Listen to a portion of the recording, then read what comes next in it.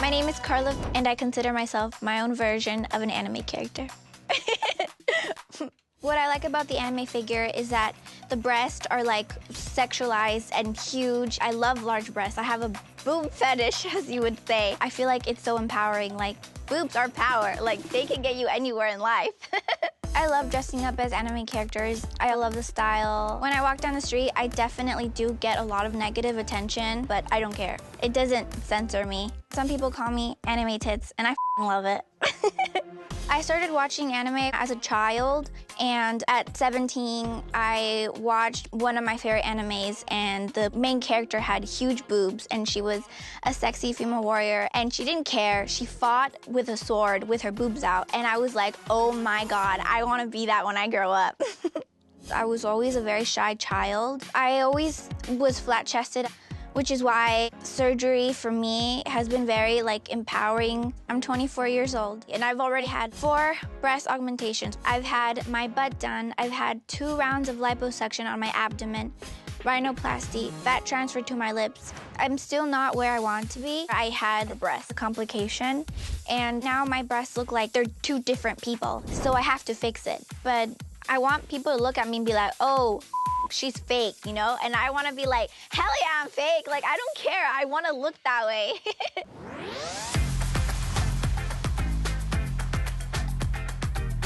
Hi. Hey guys, welcome back. So I'm so excited for Hestia. We've got it mostly done. There's some final touches and I want to make sure that all the fit is good on you. Okay. Hestia is from Is It Wrong to Try to Pick Up Girls in a Dungeon? It's one of my favorite anime characters and she's this cute, short, big-boobed goddess. Wow! I know, Oh my gosh. Look how tiny your waist looks. That's amazing. It's super sexy. Beautiful. Oh my God. I feel like Hestia. I feel great. I feel really sexy. Like, I'm ready to jump into the TV. If I had my own anime, I think it would be like going from this really skinny, bashful nerd student in high school, and at night she fights crime and she becomes this big-boobed, super thick, sexy female warrior. She's really addicted to see these Japanese cartoons. And she'll be like, change the channel. I'm tired of you watching these stupid Japanese cartoons. I want to watch my novela.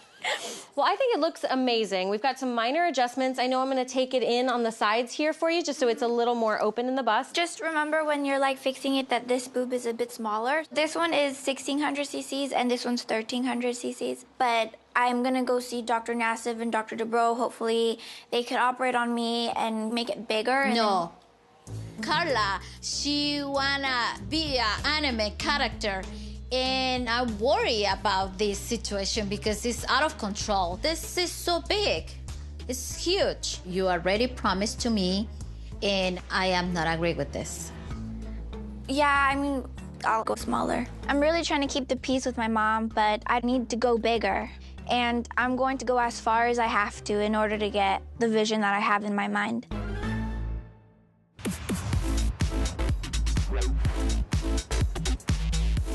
I want to show you Karla's breast situation. Karla is coming in complaining of a major asymmetry. Let's bring Karla in and see her history and see what we can do for her. Can you please send in Karla? Hi. Karla. I love that little outfit. Thank you. Nice to meet you. Nice to meet you. Hi, Karla. Terry Dubrow. Pleasure to meet you. Nice to meet you. I'm so excited. Wow, look at this. How are you? Terry Dubrow. Nice to meet you. Proud of you. Wearing the Hestia costume really inspired me to look more like the anime character that I want to become. Hopefully they think that it's pretty cool, but I'm also hoping that they don't think I'm a crazy person. What's the outfit? I'm Hestia from Is It Wrong to Try to Pick Up Girls in a Dungeon? It's an anime. Are there a lot of women in dungeons all the time, or what? Yeah, sexy female warriors with big boobs. Huh. Is that what you're into? Yeah, it's actually inspired my plastic surgery. Oh, really? Yeah, very big boobs, very tiny little nose, Yeah. tiny waist, Yeah. and a cute bum. So that's the look that I've been trying to go for. And when I turned 21, I had my first breast augmentation. It was 470 cc, and then Was that silicone or saline? silicone. All right. But then when I woke up, I said, oh my God, no, they're still too small. Right away. Yeah. 7 months later, I got 800 cc's. So you doubled. Yeah. Same doctor? Yeah, same doctor. Without my permission. You didn't tell Mom you were going She didn't there. tell me. And I told her, your boobs look so big. And she said, no, Mom, it's a dress. But 800 is a lot smaller than this, right? Yeah. Yeah. I got them done again. 1600 cc's saline. Did you know about that one?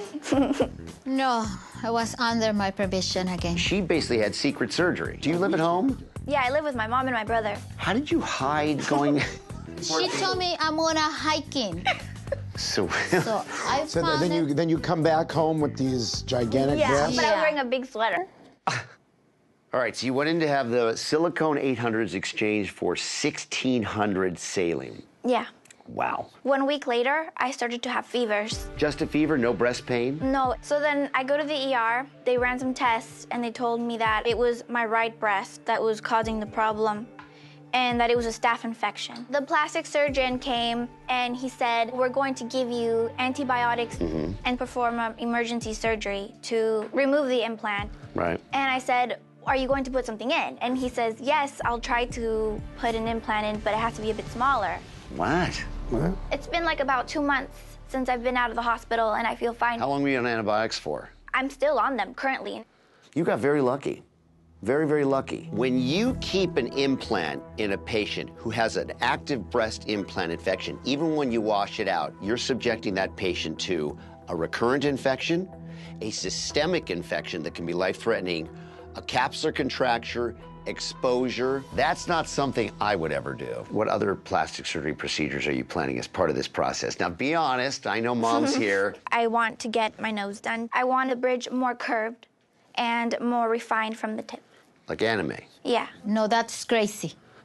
What else? I want to make this breast 1600, and also in the near future, I want to go up to 2000 cc's because that's my goal. You told me you wanna take the big one and leave the small one, and you wanna change the big one for the small one. Oh, see, that's By what the I way, You told by the me. way, Mom, you You believe in promised her? to me. So you're not going to listen to your mom. It's my passion. It makes me happy. It gives me a reason to live. What if it kills you? So why don't we go in the exam room and maybe we can give you some really good advice and help you, huh? You're going to hear some advice, but you're not going to like it. Just telling you that right now. You might like my advice. You're not going to like mine. Okay. So this one is your non-involved side. This has 1600 cc's. It's not encapsulated, but it's very tight because it's just very big. Now this one, you just had a recent infection in. Yeah. I'm amazed that your doctor took a breast implant that was infected, took it out, put a smaller one in, closed it up, and first of all, I'm amazed that it worked. Yeah. Because it shouldn't have worked. It should have pussed out. Because the foreign body's still there. You know, it's not like you got rid of the thing that the bacteria is attaching to. Be that as it may, it's not over. You're on antibiotics, so you don't know whether it's been completely treated or not. There is no doubt you cannot have surgery right now because you have to figure out whether the bacteria that were in there are just lying dormant, are just being suppressed by the current oral antibiotics you're taking, or whether they're gone. I mean, it sucks because this was my dream. This is serious, Karla. We already talk about this. I really want 1600 cc's. No.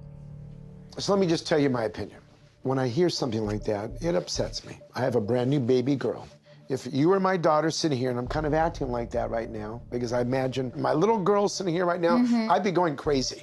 You're trying to look like a friggin' cartoon character, which is not real. Okay? If you continue down this path, you're gonna ruin yourself. It could affect your health. That's the most important thing, and you can die from it. You're not touching your nose. I'm not even examine your nose. If you touch your nose right now, make a slope and make it like this character, you'll ruin your face. You're too young and beautiful to do that. I'm talking emotionally from my heart. When I first had my first procedure, I thought, okay, that's it. No.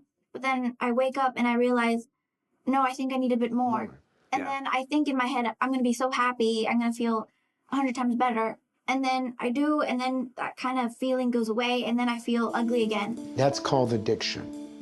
So I think the smartest thing for you to do is for you guys as a family, work with a therapist and really try to work through this to see if you could kind of help yourself. All of a sudden, because you think it's going to make you happy, then you already know that there's a high and then a low. And that can lead to depression. That can lead to all kinds of things.